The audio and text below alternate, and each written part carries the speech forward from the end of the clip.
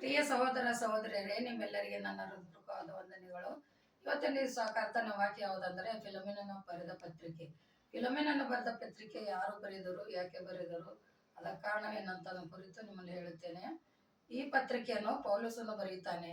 ಎಲ್ಲಿಂದ ಬರೀತಾನೆ ಅಂದ್ರೆ ಸೆರೆಮನೆಯಲ್ಲಿಂದ ಬರೀತಾನೆ. ಸೆರೆಮನೆಗೆ ಯಾಕೆ ಹೋಗಿದನಂದ್ರೆ ಆತನು ಹೀಗೆ ದೇವರ ಸೇವೆ ಮಾಡುವಂತ ಸಮಯದಲ್ಲಿ ಈ ರೋಮದವರು ಆತನನ್ನ ಬೇಕು ಅಂತಲೇ ತಪ್ಪಿಗೆ ಸಿಗಿಸಿ ಅವನ ಜೈಲಿಗೆ ಕಳಿಸಿರ್ತಾರೆ. ಅಲ್ಲಿ ಹೋದರೂ ಕೂಡ ಆತನು ದೇವರ ವಾಕ್ಯವನ್ನು ಹೇಳದೆ ತಪ್ಪದೆ ಅವನು ಪ್ರತಿ ದಿವಸ ಬೆಳಿಗ್ಗೆ ಸಂಜೆ ಅವರ ಅಕ್ಕಪಕ್ಕದವರೆಲ್ಲನ ದೇವರ ವಾಕ್ಯ ಹೇಳುತ್ತಿರುವಾಗ ಅಲ್ಲಿ ಒಬ್ಬ ವನಸೀಮನೆಂಬನು ಮನುಷ್ಯನಿರ್ತಾನೆ. ಆ ವನಸೀಮನು ಫಿಲೋಮೋನನ ಮನೆಯಲ್ಲಿ ಕೆಲಸ ಮಾಡ್ತಿರ್ತಾನೆ.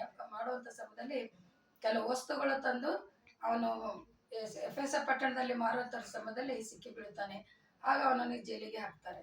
ಅವನು ಕೂಡ ಅಲ್ಲೇ ಇದ್ದಿರ್ತಾನೆ. ಪ್ರತಿದಿನ ಅವನು ವಾಕ್ಯ ಸಂದೇಶವನ್ನು ಕೇಳುತ್ತಿರುವಾಗ ಪೌಲನ ವಾಕ್ಯ ಕೇಳಿ ಅವನ ಮನಸ್ಸು ಮನವರಿಕೆ ಆಗ್ತದೆ. ದೇವರೇ, ಇನ್ನು ಮೇಲೆ ನಾನು ಈ ತಪ್ಪು ಮಾಡಬಾರ್ದು, ನನ್ನನ್ನು ಕ್ಷಮಿಸು ಅಂತೇಳಿ ದೇವರಿಗೆ ಬೇಡ್ಕೊಳ್ತಾನೆ. ಆಗ ತನ್ನ ಮನಸ್ಸನ್ನು ದೇವರಿಗೆ ಒಪ್ಪಿಸಿಕೊಡುತ್ತೇನೆ ಅಂತ ಪೌಲುಸನಿಗೆ ಹೇಳ್ತಾನೆ.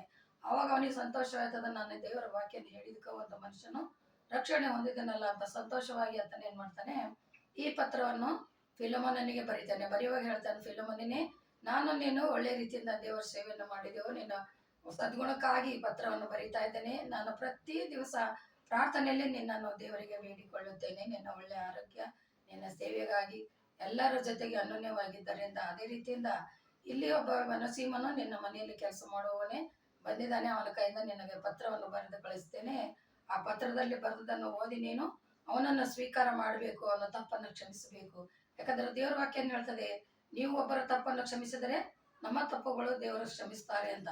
ಅದೇ ಪ್ರಕಾರ ಇಲ್ಲಿ ಫಿಲೋಮೋನ ಪತ್ರಿಕೆ 1ನೇ ಅಧ್ಯಾಯ 18ರಿಂದ 20 ಏನ್ ಹೇಳ್ತದೆ ನೋಡಿ, ಓದೋಣ. ಅವನಿಂದ ನಾನು ಏನಾದರೂ ನಷ್ಟಪಟ್ಟರೆ ಅಥವಾ ಅದು ಸಾಲವೇನಾದರೂ ತೀರಿಸಬೇಕಾಗಿದ್ರೆ ಅದನ್ನು ನನ್ನ ಲೆಕ್ಕಕ್ಕೆ ಹಾಕು, ನಾನೇ ಕೊಟ್ಟು ತಿಳಿಸುತ್ತೇನೆ. ಪೌಲನೆಂದನು ತನ್ನ ಸ್ವಂತ ಕೈಯಿಂದನೇ ಈ ಪತ್ರ ಬರೆದಿದ್ದೇನೆ. ನಿನ್ನ ಆತ್ಮ ವಿಷಯದಲ್ಲಿ ನೀನೇ ನನಗೆ ಸಾಲದಲ್ಲಿದ್ದಿ ಎಂದು ನಾನು ಬೇರೆ ಹೇಳಬೇಕೇ? ಹೌದು ಸಹೋದರನೇ, ಕರ್ತನಲ್ಲಿ ನಿನ್ನಿಂದ ನನಗೆ ಪ್ರಯೋಜನವಾಗುವ ಹಾಗೆ ಮಾಡು. ಕ್ರಿಸ್ತನಲ್ಲಿ ನನ್ನ ಹೃದಯವನ್ನು ಸಂತೋಷಪಡಿಸು.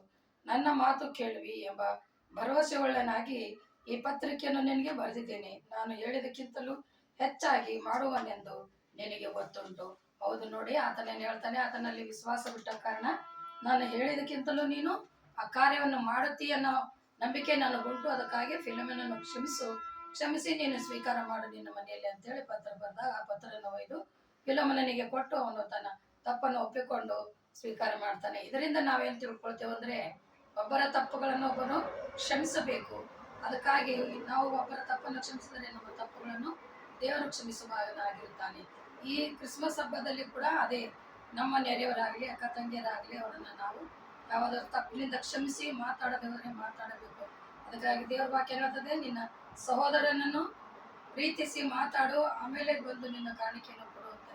ಅದಕ್ಕಾಗಿ ನಾವು ಒಬ್ಬರನ್ನೊಬ್ಬರು ಕ್ಷಮಿಸಿ ನಡ್ಕೊಳ್ಳೋದೇ ಕ್ರಿಸ್ಮಸ್ ಹಬ್ಬದ ಒಂದು ವಿಷಯವಾಗಿರ್ತದೆ. ಅದಕ್ಕಾಗಿ ಅದೇ ರೀತಿಯಿಂದ ನಡ್ಕೊಳ್ಳೋಣ. ಪ್ರಾರ್ಥನೆ ಮಾಡೋಣ. ಪರಿಶುದ್ಧನೇ ಪರಿಶುದ್ಧನೇ, ದೂತಗಳ ಒಡೆಯನೇ, ಸೇನಾಧೀಶ್ವರನೇ, ಅಪ್ಪ ನಿನ್ನ ನಾಮಕ್ಕೆ ಕೋಟಿ ಕೋಟಿ ಸ್ತೋತ್ರ.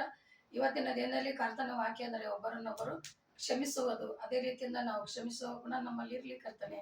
ಮನಸ್ಸು ಕಠಿಣ ಮಾಡಿಕೊಳ್ಳದೆ ಎಲ್ಲರನ್ನು ಕ್ಷಮಿಸಿ ಪ್ರೀತಿ ಅನ್ಯೋನ್ಯತೆಯಿಂದಿರಬೇಕೆಂಬುದೇ ನಿನ್ನ ಆಶೆ.